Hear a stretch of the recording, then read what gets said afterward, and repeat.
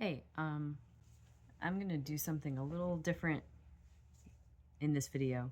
Um, my channel is very random. There's like a lot of different things, a lot of very different things on it. It's kind of a mishmash of different kinds of content. Um, a lot of it is reading things aloud. Promoting the newest stuff is promoting voiceover projects. And then Retro Noobs is the reaction series I have, video game reactions. They're like almost like playthroughs, but more cut up into just the reactions if you haven't watched it. I haven't posted in a while. I have been so busy with so many things that I've neglected the channel. I feel like I've been neglecting it. I meant to do more reading aloud. I always say I'm going to, and I keep not doing it. It's just harder to find the time than it used to be. But I wanted to do something that's sort of I thought would be interesting. It's sort of combining two big parts of my channel, which is the reading out loud and the promoting the VO. Now, my channel is very nerdy. Aside from like the foodie videos and the travel related videos, which I don't really do much of anymore. It's gotten really nerdy. There's a lot of content on there that's like, I think is nerdy. I've been in full-on nerd mode for a while now, over a decade. I've been going to conventions every year, at least once a year, to, geek conventions. I've been cosplaying, getting into anime. I first got into anime in 2010. That was kind of the beginning of the nerdiness. I had people introducing me to this world, and I never thought I was a nerd. I always have been, but I just didn't know it.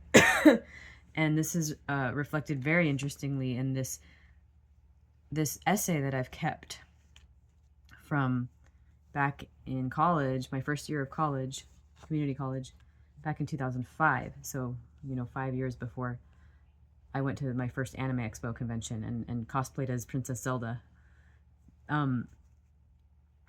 So every once in a while I look back on this because it's just so funny to read, knowing who I would become.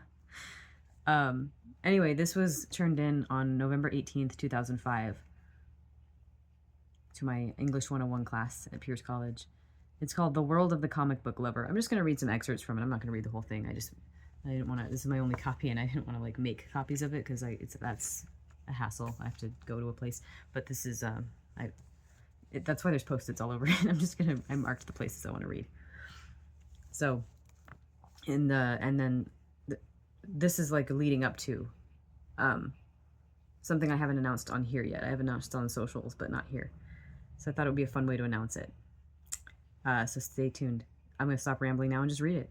On October 9th, 2005, I went to a comic book and science fiction convention. It wasn't Comic-Con or anything like that. It was a small little one that I randomly found. I have never read a comic book, nor have I ever been interested in science fiction, and I have never associated myself with fans of the genre, so going to a convention was a very different and unusual experience for me. I should stop here and say the reason I wrote this essay, I was supposed to say this earlier. The prompt, or the assignment was to go out and experience something that was so far outside of anything that you normally do, and something that you consider to be like a totally foreign world, and like put yourself in that world for a day and then write about your experience. So the fact that I chose a convention is really funny to me. Really ironic. Anyway, so while I was there, I wanted to find out why comic book and science fiction fans are so passionate about their interest. Conventions attract such large amounts of people, and the reason was unclear to me. I came with many preconceptions, some of which were proven wrong, and some of which stayed the same. One thing I can say with certainty is that the whole genre is its own separate world, and for one afternoon I was in it. Outside of the Shrine Auditorium, there was a growing line of people. I got in line with them and looked around, studying them. There were people of all ages and ethnicities, but they were I went through some demographics here of people. Doesn't matter. I don't know if that's appropriate anymore. They were also mostly male and between 20 and 50 years old. I was surprised to see that there were also quite a few older people. I saw a lot of people who looked to me like hippies, with long beards and ponytails, bandanas, and tie-dyed shirts. So the comic book guy from The Simpsons. Although he doesn't wear a tie-dyed shirt, but I feel like he should. There was one person in line fitting this description who had with him a suitcase filled with action figures. And I go on to say, it reminded me of a miniature swap meet. There was a counter in the back selling overpriced food. A can of soda cost $3. This is 2005. People were milling around, and there was music emanating from different areas of the room. As I'm describing the vibe of the place.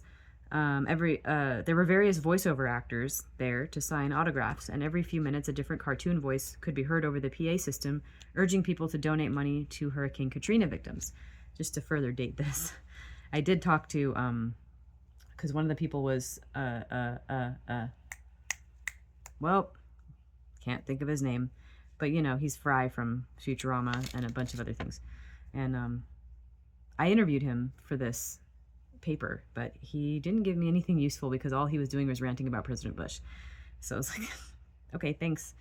God, his name is on the tip of my tongue. Anyway, as I had anticipated, I'm just making sure that this is where I wanted to keep reading.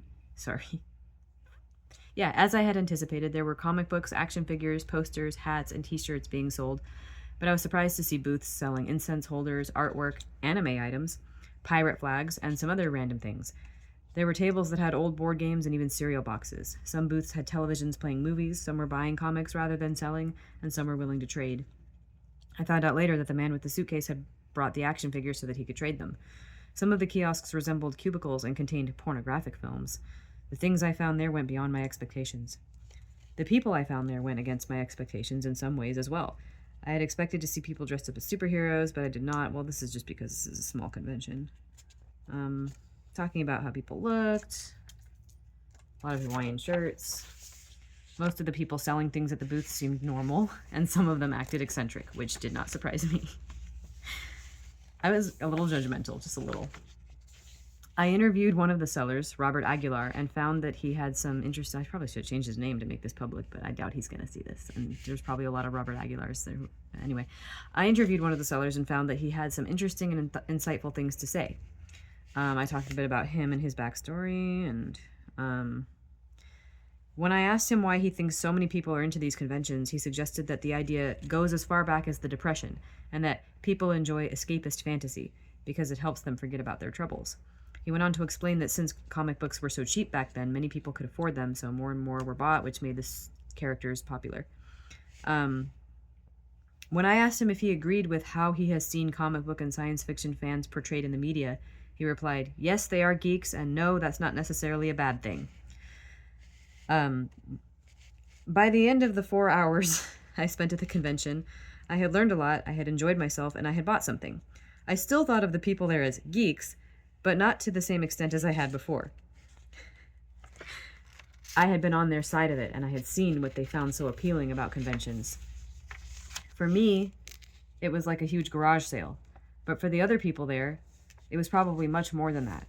Many people probably found things that they had been looking everywhere for that held more value than I can understand.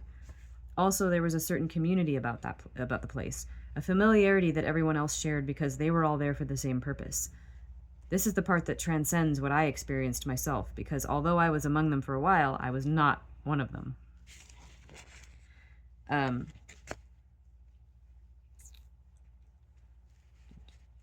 What did I do here? Why did I do that? Oh, okay, to stop. Okay, sorry.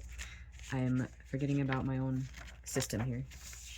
I'm gonna skip a couple pages because this goes into like the history of comics, which is interesting, but it's long. Okay. From the beginning, the convention has been a place for people with the same interests to come together. The level of enthusiasm has remained constant throughout the decades because the genre and everything included in it is timeless.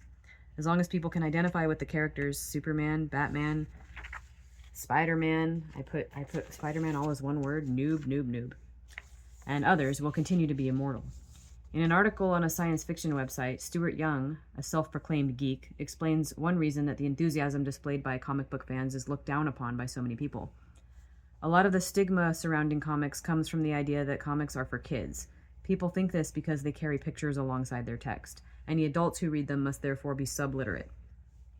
Young also says of being a fan, it's not the sort of thing you normally admit to people. Everyone knows that comic book fans are geeks. This is probably a good part of the reason that comic book and science fiction conventions were created. According to Young, some people keep their reading habits secret to all but a handful of trusted confidants. At conventions, fans are relieved of these pressures. They no longer have to hide who they are because they are among others like themselves.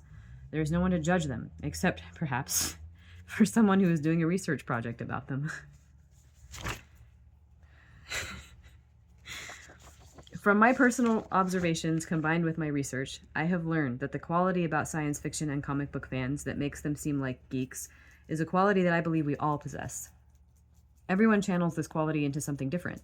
We all have something we are passionate about, whether it's science fiction, music, literature, art, or actual science. There is a geeky side of everyone, and these eccentricities and quirks are what shape us as human beings, and what make us and the lives we live more interesting.